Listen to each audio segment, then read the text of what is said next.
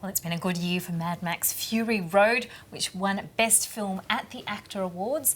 The apocalyptic adventure is now one of the hot contenders for Hollywood's upcoming awards season and has introduced the Mad Max franchise to a new legion of fans. And also nominated for the Golden Globes, but no one is more obsessed with the films than a British man who moved to outback New South Wales to set up his own museum dedicated to Mad Max. His collection is near where one of the movies was filmed in the 1980s, and there's hope the next instalment could return to where it all began.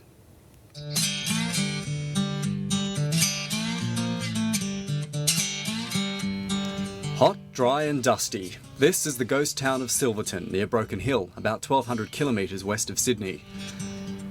Over the years, the abandoned buildings and desolate landscape have been a magnet for film and TV directors, giving the place a reputation for being the Hollywood of the outback. But one iconic film, shot here in the 1980s, has had a lasting legacy, spawning a quirky museum dedicated to Mad Max. The owner's name may not be Max, but some say Adrian Bennett is just as mad.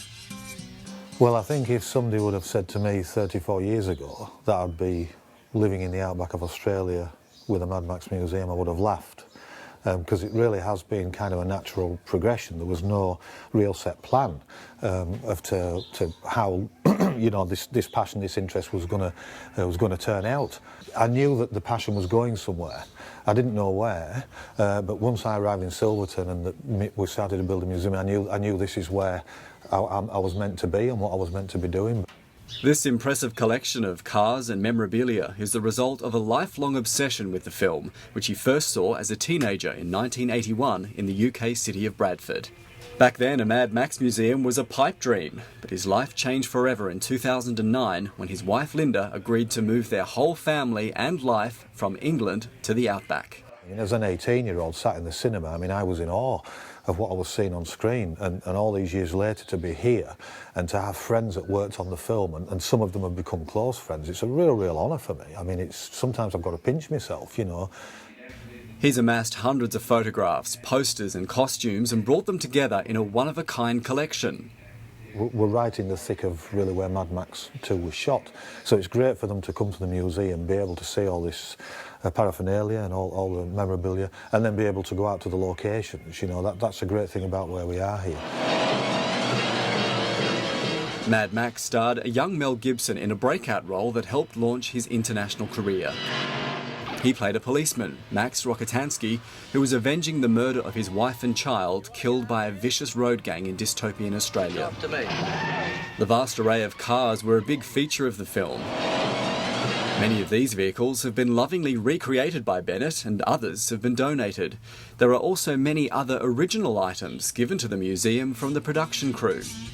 While the Bennetts have now settled in well to outback life, the move from the UK wasn't without its challenges.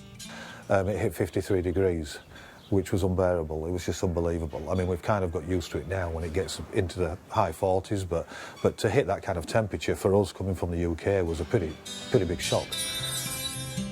In its heyday, Silverton probably had around 3,000 residents. There's probably only about 35 today. But its unique location and quirky characters mean tens of thousands of visitors pass through every year. Leslie and John Trenfield made the trip from the Yarra Valley in Victoria. It's unbelievable, all the pictures and all the paraphernalia they've got to go with it. When you see how they made it and you've seen the movie, you sort of think, gee, how did they do all that? Trevor Anderson stopped by on a road trip from Townsville. Oh, fantastic, yeah. I've seen all the Mad Max movies. Not I'm a great Mad Max follower, but I've seen even the latest Mad Max movie I've seen. So. Yeah, it's well worth it, I think. The success of Mad Max 2 The Road Warrior on the international stage led to a successful series of films all directed by George Miller. The museum also pays tribute to this year's instalment, Mad Max Fury Road, which stars Tom Hardy and Charlize Theron. Several costumes and behind-the-scenes photos were donated to the museum. There was even a surprise visit by director George Miller's family during pre-production. George Miller's wife was actually the editor of the new film. And it was a real pleasure to meet them. They were just down-to-earth people, and that for me really kind of was a seal of approval. I've met George Miller, but he hasn't been here.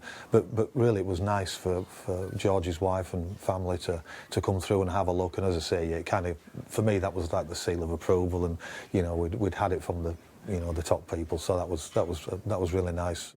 Fury Road was originally supposed to have been shot around Silverton, but production was moved to Africa at the last minute because of unseasonal rain, which made the desert look too green.